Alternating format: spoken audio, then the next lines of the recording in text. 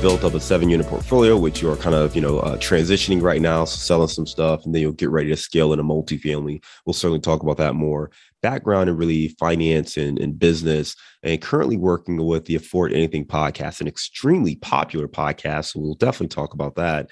And before all of that, your background was really as a professional athlete, turning pro at 14, playing tennis. So let's start the conversation there, right? What is it like being a teenager, a young teenager at that, and becoming a professional athlete?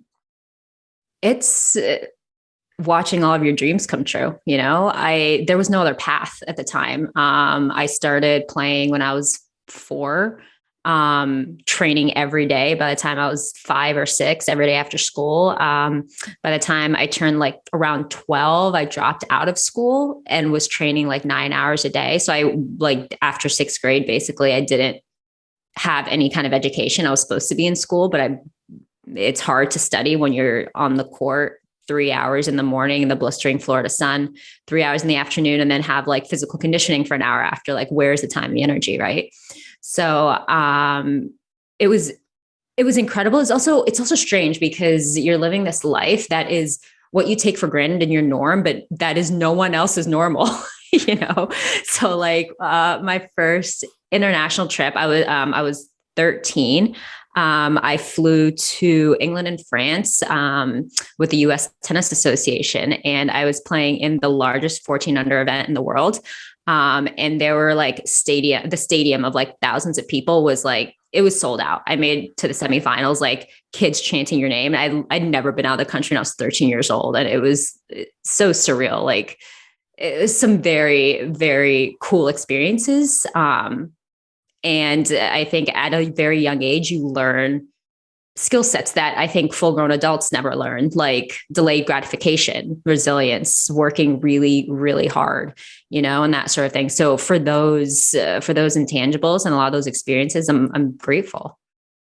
I love it. It's great as you were painting that picture. It made me think of the King Richard movie. I'm not sure if you have not seen that yet. I've heard amazing things about it. It's an interesting movie, and I won't give it away. But the parallels, I mean, for me, I'm picturing just what that must be like for you, being a young girl and, working so hard on this craft that you clearly enjoyed and had a passion for, and the world that opened up for you. I mean, you talked about never really traveling internationally up to that point. And here you are playing tennis on one of the largest stages in the world, eventually making it over to the Beijing Olympics. And it's interesting because in the movie, one of the things that's depicted is just that the girls, the Williams sisters, loved tennis, loved being with their father, enjoyed it, while some of the outside world saw it almost as like, bordering kind of either child endangerment or neglect or, really pushing them. So I guess the question I would ask you is, did you do this because you love tennis, or did you feel like you were kind of being pushed in that direction and you felt that, hey, you kind of had an obligation to perform at that level? That's a very insightful question. This is not everybody's experience. Personally, it was definitely more so the latter. So my father wanted to be an athlete. He grew up playing soccer in India and wanted to play for the English Premier League, played in college, had a knee injury. Whether he was actually good enough or not to make it to that level remains unknown. But at the time when he was kind of like growing up, there were 2 tennis players who were very successful on the global stage. And one of them was top 10 in the world. And he saw like all the attention they were getting. He decided then, probably a solid 20 years before I ever came into the picture, that his kid would play tennis. So yeah, I was definitely a vessel for his dreams. There is also the component where it was like my whole life. So I don't know, I can't say if it was love or hate. There were some aspects of love, but it was like obsession. It was all that I knew, So I think if you say you love something, that implies there might be a choice, because there's other things that you don't really love, but there was nothing else in my life. Right. So, yeah, it was definitely like the predetermined path, but it was one that opened up a lot of doors for me. And I certainly wouldn't be who I am today or where I am without that. that teaches you, that gives you intangibles that will help you achieve and frankly not be average, you know. And I don't think, like, with my track record at this point, I think I've achieved more than the normal person, like given where I started. And a lot of that's due to the things that I learned and the arena I was pushed into and forced to stay in. Yeah, it's So interesting. Thank you for sharing that and being a little vulnerable and open there, because it's, I think as parents now, you know, I've got two young boys and they're both pretty active in sports and stuff like that. And my oldest in particular is very athletic and very coordinated from a hand-eye coordination standpoint, and wants to just play sports pretty much all day. And it's one of those things where I'm like, don't you want to do something else? And it's there's a balance, right? Especially in this country, because I think sports are so elevated, right? I mean, you think about our professional athletes, and they're pretty much the rock stars or the folks we look up to the most in this country. So it's easy to want to see your child performing at that level and have aspirations of being a professional athlete. But we know from talking to folks like yourself, it may not always be exactly what we think it is. But talk to us about that, right? You put in the time, regardless of whether or not you were pushed or you decided this is what you want to do. You still had to put in the work. I mean, at some point, I'm sure you could have just walked away or whatever. You didn't. You stuck to it. You performed at the highest stage at the Olympics. What is that like? it was the most incredible week of my life. In my sport, the Olympics isn't the end all be all like it is for other sports, right? So like gymnasts train their entire life for like that segment of however many seconds they're on the mat. Whereas with tennis players, we have 4 slams every year, you know, and the Olympics are super cool and obviously like a feather in the cap, but that's not decades of training leading up to that moment. So for that, I'm grateful because I can't imagine like the pressure seeing the swimmers and like the decathletes and all the other people, like the intensity in which they approach their training, their warm-ups and everything was unparalleled. And to be a part of something that so many people dedicate their lives to and all to come together for like that one purpose, it's really cool. Like, you know, you hear when you talk about successful people, they exude a certain kind of energy, right? Like imagine that times like 1,000, because it's not just like energy in the boardroom. It's like the kind of energy that makes you the peak physical performer in your field. And to have all of that come together, it's a phenomenal environment to be in. So, I mean, listen, that's an experience most of us will never understand. So it's great to hear you talk about it a little bit. You retired at age 23, you know, which is, you know, one of the youngest retirement age. I mean, most people are graduating college and starting to work their first job, right? So here you are, while maybe your peers, classmates you had before are starting their professional careers, you're retiring. How do you manage that? And what does the transitional period look like? Therapy. I mean, it was legitimately like one of the toughest times of my life. I didn't have family support. I didn't know anything about the world. I just figured out how bank accounts work like 2 years before. Like I didn't know anything except for getting up, eating, sleeping, training, and I had no education. And so it's kind of like, oh my God, what do I do now? you know? So it was tough, but at the same time, like what, if you're able to navigate those kinds of situations well, that will set you up for a long, long time to come, you know? And so I really like was able to double down on my work ethic, and I was probably sleeping 3 hours a night. I enrolled in like remedial colleges at my community college. And like stacked my schedule. So I'd be like in class all day for like 2 days. And then the other days, like 6 a.m. tennis lessons, teaching at the local resort. Then I go teach juniors for like the evening from like 3 p.m. to like 6 p.m. And then I'd go to the restaurant where I bartended until like midnight, 3 a.m., depending on the day, wake up, do it again. And it was like, I can't believe that I did that now. I'm like, I don't even know how I'm alive, but I am alive. And it was, yeah, one of those experiences that really set you up for life, but also kind of humble you, you know? So I was in Bradenton, Florida. That town is very well known for like its tennis acumen. There are a ton of trainers, coaches, players, agents, like you name it there. That's the town I grew up in. And I retire from the tour from playing on the world's biggest stages. Like the year before, I had done a press event for Reebok in India with a couple other like top ranked athletes. And like their agents were around, we're at like these fancy dinners, whatever. And then come the next year, the agent comes into the bar and I'm giving him a beer. Like I have people I used to train with who still lived in town, and I was the it athlete at the time. And they're coming in and whistling at me at their bachelorette because they want their mimosa or their wine faster. And it was so humbling. But I think those experiences are really great for kind of character growth, because we all aim to be successful. And it's only if you can remember those experiences that you can actually like kind of keep perspective, like the success doesn't matter if you're not a quality human, So I think kind of remembering all of that has been really important to me. And also when the proverbial stuff hits the fan, which it does in real estate, like I can get through it because I went through all of that, and that was way worse. I didn't have the knowledge or resources then, so that's kind of how I think about it now.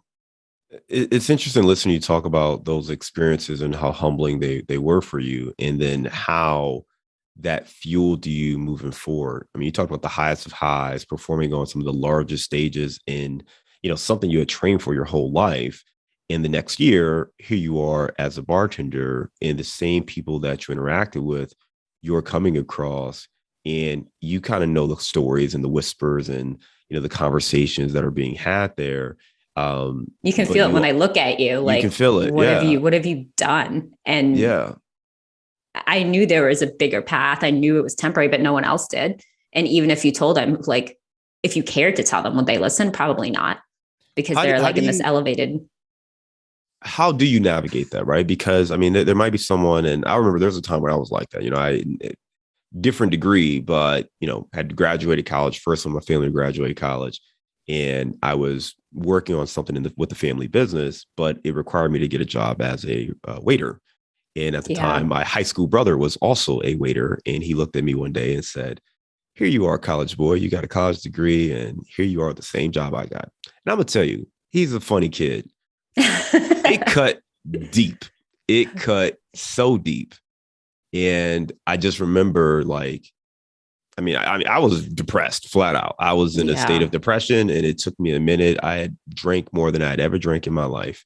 And it really, it took me a little bit, but I got it together, figured out what my path was going to be, and locked in on it. And you talked about that dark place, and not necessarily dark, but understanding that space and how you use it to fuel that growth. And I just want to know from you, like, as you look back on those moments, particularly because you were focused. I mean, it's not like you were just sleeping all day and showing up at the bar. I mean, you were stacking your classes back to back, teaching tennis where you can, doing this on the side. You were focused and taking on a huge load, but you still had these societal pressures. How did you manage and deal with that? I think it's just staying focused on what you have ahead of you. Like that wasn't my first time where there were naysayers.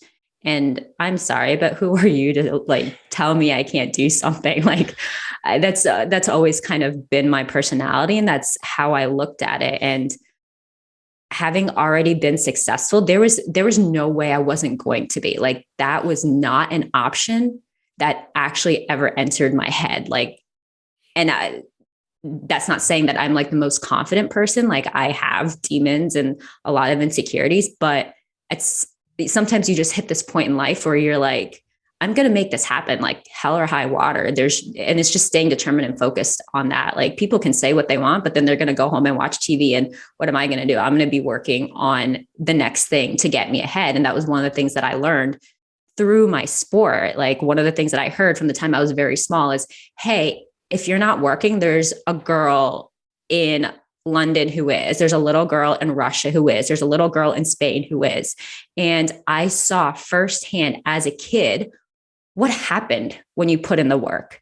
You would see other players, I would see other players come in who were talented, bigger, better, stronger. But over time, like that gap is closed if you have some modicum of ability, some intelligence and strategic kind of planning, and you just like outwork them. So great. Like one guy at the bar who's like a little bit older would make fun of me. And he was like, why aren't you in school? Why aren't you doing this? Why aren't you doing that? And they knew my age, and they're like, what? So did you have like a 16-hour job before this? Why weren't you in college when you were younger? And I was like, actually I did. And actually I will be. And like now looking back at it, like I'm kind of glad for those experiences because it kind of toughened my metal more so in a different way. I love it. I think the insight that we can all apply is you have to look at those tough moments in your life.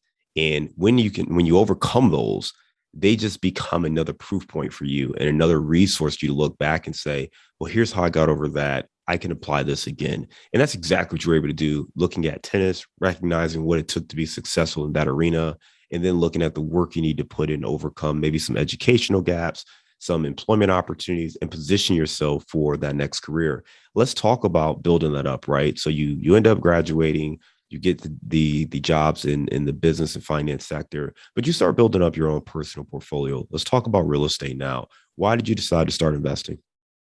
So it took me about 2 years after I entered the corporate world to realize it wasn't what I wanted. I had been under a lot of financial pressure when I was a tennis player. Like I was funding my own career and everything, and then getting through college wasn't easy financially either. And so I really loved like the stability of the paycheck. But what I didn't like was the fact that in almost like every position I had, there was like one, maybe two people who were controlling basically a lot of my future decisions because they were placing their opinion on my worth, which then impacted my take home pay and the decisions that I would make. And I don't do well with other people making those kinds of decisions for me, or telling me like, essentially, I felt like they were telling me what I was capable of, what I wasn't capable of. And fast forward, like almost, I think it was 2.5 years in, I was in this leadership development program, and I was meeting with my like development manager, and I had a good year and change, and like there was a lot going on, but I knew I'd been performing. I was doing things others in my cohort weren't doing, like 2 years out of college, giving leadership and like diversity and inclusion training to the C-level executives. Like there's no person who's 2 years into their corporate career doing that typically. And so there certainly wasn't anyone doing that at their own initiative and being accepted as such at that company. However, my rotation manager's feedback was, we know you're good at things, but we don't know what they are. And I was like, I just like stared at the breadbasket because I was like, I don't even know what to say right now. But like, that was enough for me to be like, there's no way that I have put myself through all of this, like suffered, worked, succeeded, like again and again, to have some person who's never left like their home state, never had done anything more than this one job. Like you're smart, but like, no, like there's no way. Like I am successful. I will continue to be successful. And you're not going to tell me that you don't understand my value, So that was when I realized like, okay, like I can work, but I'm not putting my future in their hands. So then I started looking into other ways to kind of influence my financial outcome, like try different things like couponing, travel hacking. Yeah. I had no background, like no one who knew anything around me. But then I found like the Bigger Pockets podcast, and I was living in Boston at the time. And I was like, oh, this is cool. Like rent is so expensive. I'm making like $50,000, $60,000 a year. And it's like rent's like $1,500 a month or $1,000 a month, depending where I wanted to live, like out in the boonies. And I was like, okay, cool. Like I'll buy a duplex, and then maybe they'll help me pay my mortgage, and I can maybe actually live in a decent area and save a couple bucks. Like this sounds great. But then as I started listening more, I learned about out-of-state investing. So, and then I realized like there are so many more options out there, and there's there wasn't a ceiling anymore. And that was kind of what I loved about my sport, being an athlete, is that like I could dream and then I could work to make those dreams a reality. And obviously others would influence it. And there are other factors out of my control that would influence it. But within the corporate world, it felt like there's a lot more influencing it that was out of my control, including people's feelings. And I was just like, I don't want to deal with I just don't want to deal with that many feelings. Yeah, I mean, I know that sounds horrible, but like, I hope that comes across. I get it. No, it doesn't sound horrible at all. I mean, you're dealing with emotional creatures, and those emotional creatures, particularly if they're in a position of power, they have the ability to heavily influence your career. I mean, a manager doesn't like you for whatever reason, has the ability to leave negative remarks or to hold you back, no matter how good you are, right? And there's ways to be slick and sly about that completely. So to your point, real estate's one of those endeavors, particularly in real estate investing. That's one of those things that you can do where there's not a limit. You can always be creative. You can always find other solutions and opportunities. From an investing standpoint, what is your strategy right now? I know you started with house hacking, but then you said you discovered out-of-state investing. So what strategies are you employing today? Yeah. So I started with out-of-state investing actually because I couldn't save up to buy anything in Boston. So I did that, bought like 5 doors. Then a year later, I was like— These are single families or duplexes or what? Both. Okay. Yes. And they were all long-term rentals, buy and holds. And then I kind of wanted to have a little bit of an easier life versus the Boston lifestyle, like waking up at 5:30 a.m. to beat traffic into the office, which was 5 miles away, and then coming back super, like, it was just like chaos. And so I actually was like, okay, I've been to Indiana. It seems a little bit more laid back. My properties are there. I can keep my coastal salary and job and work remotely in a lower cost of living location. So there was like this geo arbitrage component as well. And so I was like, I'm moving. Peace. So I moved to Indianapolis. Then I started house hacking and buying some more like single families with like private money, et cetera. And now I've sold off a few doors because I'm repositioning, like just getting into a better space. And so now I still house hack. I have 5 doors, long-term rentals, and 1 short-term rental. And I'll be converting some others into short-term rentals. It's just like, I'm in this whole game for the next year of not acquiring and just trying to make it better so that I can like scale and grow. Makes a lot of sense. I appreciate that. As you look at growing that, you mentioned that you kind of left the business corporate world, still have a W-2 though. And now you're working with the Afford Anything podcast. Yes. I know podcasting has been huge from you. You talked about finding bigger pockets and that really being a platform to help you get going. It helped me as well. And podcasting obviously has been really great for us. What was it about the Afford Anything podcast and that connection that sparked you to kind of join that team and help build that podcast? So the Afford Anything podcast was one that I really liked when I started my investment journey. The host, Paula Pant, I've been following Paula on social media for like years. Like when I was still living in Boston, I was just like a big believer in the information that was put out and the way it was put out. I was just a fan. And I was lucky enough. So like with a business degree and MBA from I think it was top 20, might still be, I'm not sure, but a top 20 B school, like, my corporate finance life was tough, but it was pretty lucrative. Right. And there isn't that, stepping off that track, was possible because of the fact that I'd started investing several years before, and I could take a chance to double down on myself and the dream I had of like being involved in like the finance world, like educating others. I really wanted to give back and help others. When I initially went to college, I wanted to go for like psychiatry or social work so that I could actually like have a positive impact. But I was already like 25 and I didn't want to go to grad school and get a PhD and like be working forever and paying off like a decade of student debt, so I went into business and finance. So being able to help people in a way that really impacts their lives by talking to them about money and life optimization is really like a huge dream come true. And then actually exactly a week ago, we launched a mini series within the Afford Anything podcast. So like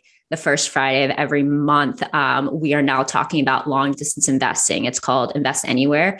And I'm co-hosting that with Paula Pant. And it's just the coolest thing ever because long distance investing is how I got started. If I just hadn't been so tired of living the Boston life and dealing with the cold and that struggle, well, I shouldn't say the cold, dealing with the snow and the struggle, I would still be a long distance investor, you know, and I really believe that has the ability to change lives. It's changed mine. So being able to have a platform where I talk through like, okay, like if you don't know how to invest or what to invest in or what investing means or how you make money, like here's what you have to think about and here's the journey you'll have to go through. And that's really, really that's really fulfilling for me. I love it. We'll make sure we link to that, the Afford Anything podcast. If people want to learn more about you, your journey, and other things that you're doing, what's the best way for them to reach out and get in touch? Probably it used to be my website, but I don't check that as much anymore. I'm not going to lie. Honestly, probably Instagram. So my handle is SUNI_RAO_. And so I'm pretty connected to that. But yeah, if they want to check out my website, it's Griffix Property Group, GRIFFIX, propertygroup.com. And I'm going to get back in the rhythm of checking the messages that come in through there. So there you go. Excellent. I will be reachable. Right. Sunitha, we're going to move on to a round of insights. You ready? Mm-hmm. Give me a failure or an apparent failure that set you up for later success. So that would be the second property that I bought.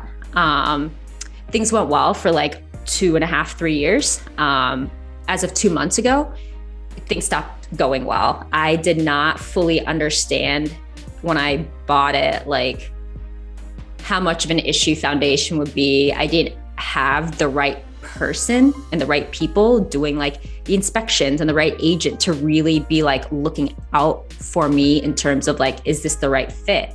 And I didn't fly to the house to check it out before I bought it, you know? So there was just a whole lot of like plumbing issues and electrical issues. And the first set of tenants never said anything. And when I got this, and they were in there for a couple of years. And then when I got the second set of tenants in, who were amazing, but they were communicative and they wanted to live in a decent home, I realized like how much was wrong. And the last quote I had, like to get it fully fixed up was like $40K between like plumbing. Yeah, it was wild. Like plumbing that had been like rerouted and it wasn't done correctly. So now there was a blockage and then the other side wasn't capped off. So it was all the plumbing and sewage just going through the path of least resistance, which was the area that wasn't capped off, which was in the house, you know? So it was just like, and then some contractors came through and they're like, your heat's not set up correctly. Like there's a good chance that if it stays like this for another year or two, you'll start producing carbon monoxide. And I was like, you've got to be kidding me. Like everything, like I needed to basically redo all the wiring and everything. And I just found this out like 2 months ago. And so that was a big learning experience on my part in terms of like what I looked at when I first started investing. And that I did end up selling the house at a discount. So that someone else could like take over the work, but I still made a profit. And using that, I'm actually today going to be paying off 2 properties. So that's one way in which it helped me still by taking action. Like I still was able to succeed. And then the second thing is that I learned that I need to either scale, I need to change my strategy. One, either if I'm going to do any more of like the smaller, like residential stuff, I get in there and I fix everything, run the numbers so that I'm updating the electrical, the plumbing, because this is the second house where really shoddy work has come back to bite me, you know? So I don't want someone else to influence my financial future again, you know? So either fix everything and make sure that's in the numbers or scale so that for every set of plumbing that goes, I don't have 7 sets of plumbing, you know, to have as a risk factor. If I can get into a larger multifamily, it's a bigger set of plumbing, but it's still one, you know? So, and then like one roof, that sort of thing. So yeah, that's where that failure has kind of helped me and will help me be better and grow in the future.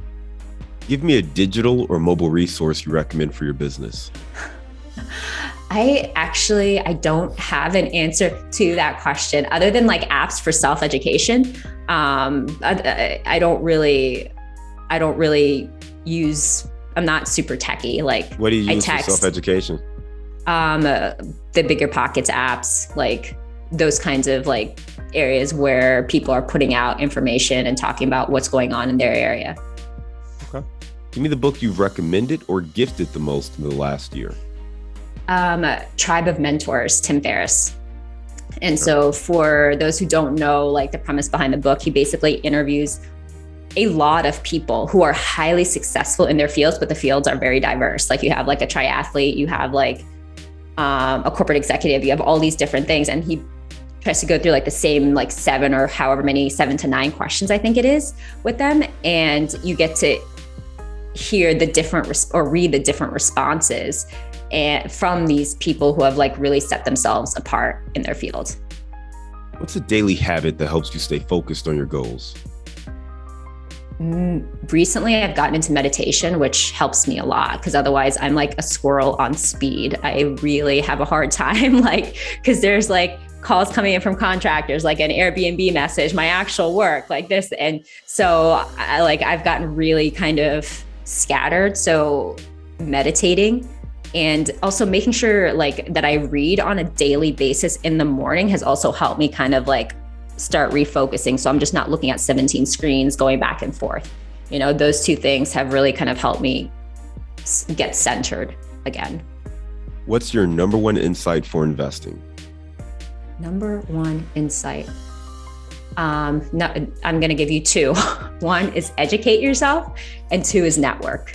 Like you can't have success without either one of those, because if you try to network without educating yourself, who is going to take you seriously?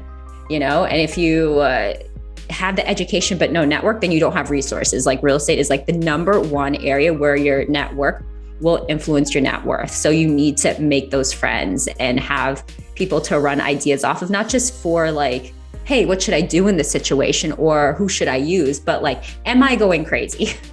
And usually the answer is no. So like kind of for like a balance, like mental health, as well as skill set and strategy perspective. All right. What's the best place to grab a bite in Indianapolis? Indianapolis.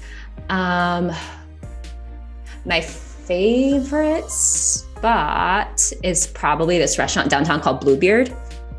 Yeah, Bluebeard. So it's just like, they have like tapas, they have cheese boards, but the quality of food is like really good. I think they've won all kinds of awards in like the restaurant field for that. Yeah, we've had that. Yeah. We'll definitely check that out the next time we are in Indianapolis, which is hopefully soon. Oh, it's good. Oh, well, you have to let me know. Absolutely. Listen, Sunitha, you gave us a lot of great information. I just absolutely love hearing your story. You talked about starting out in tennis, you know, really focusing on the grind of that, building up where you go professional at 14 years old, retire at the time most of us are starting our professional careers, jam-pack yourself with education, going to school, working multiple jobs, and ultimately beginning to find your space as both an investor and in the corporate space, now working with the Afford Anything podcast. For those folks who want to reach out and connect, we'll make sure you put your Instagram handle in our show notes. And we look forward to just staying in touch with you. Thank you again for coming on the show today. And I hope you have a good one. Thanks, you too. Thank you for the opportunity.